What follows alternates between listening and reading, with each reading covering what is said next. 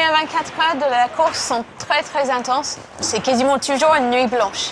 Si j'ai la chance, peut-être je peux prendre quelques petits blocs de 15 minutes de sieste à la fois.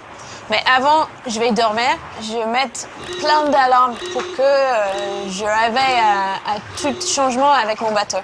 Donc les alarmes que je mets, il y en a beaucoup, mais par exemple, j'ai une alarme si je vais trop vite. C'est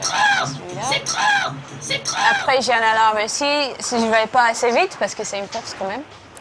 Boat speed. Et puis aussi à la radar, donc j'ai les alarmes qui peuvent m'alerter des potentielles collisions. Ça, c'est très important. Collision.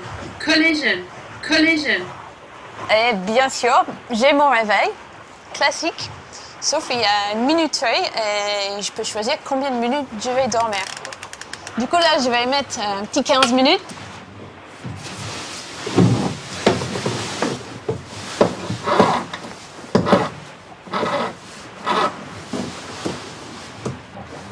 Et bien sûr, quand je dors, c'est le pilote automatique qui tient la barre.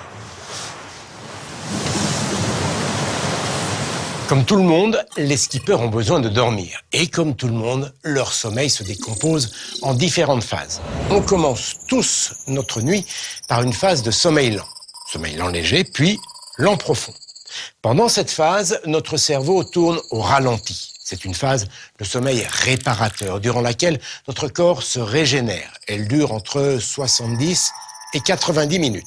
Puis vient une phase de sommeil paradoxal, d'une trentaine de minutes. On l'appelle ainsi car nous sommes complètement immobiles alors que notre cerveau est très actif. C'est pendant cette phase que nous rêvons. Sommeil lent plus sommeil paradoxal constitue un cycle. En moyenne, nous enchaînons 4 à 5 cycles par nuit. Alors forcément, quand on est seul sur un bateau, pas question de dormir 8 heures d'affilée. L'idée est donc de répartir ces cycles de sommeil tout au long de la journée. 3 fois 1h30 par exemple. Et si besoin, les skippers peuvent se contenter de courtes siestes de 20 minutes.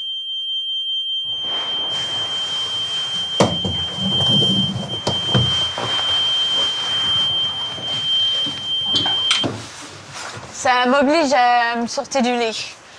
En moyenne, je dors entre 4 et 5 heures tous les 24 heures. C'est important de ne pas être trop fatigué, sinon je fais les bêtises. Et quand je me lève, c'est pour aller vérifier les voiles, les réglages dehors pour que le bateau est à 100%. Donc maintenant, tout de suite, je vais dans le cockpit.